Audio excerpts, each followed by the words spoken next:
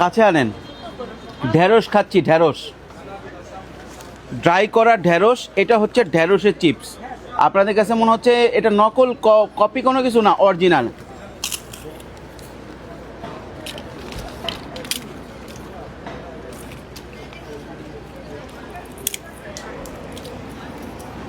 Original ঢেঁড়সের chips, বিশ্বাস হয়? দেখেন, কাঁঠালের চিপস,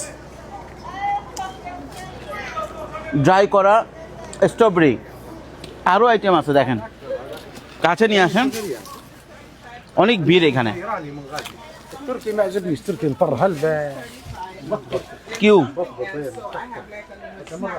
বেনানা তো এখন অনেক নর্মালি একটা বিষয়।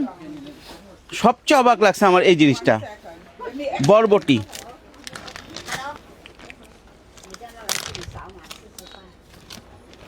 বরবটির চিপস,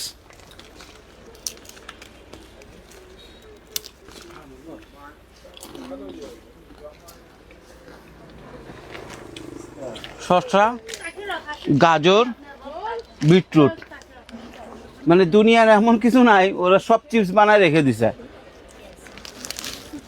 তো আমার কাছে এটা বিজনেস অপরচুনিটি হিসেবে দেখতেছি। এটা কি বাংলাদেশে চলবে মনে হয়? বাংলাদেশেও তো এগুলো সব অ্যাভেলেবেল। কি মনে হয়? কমেন্টস করবেন।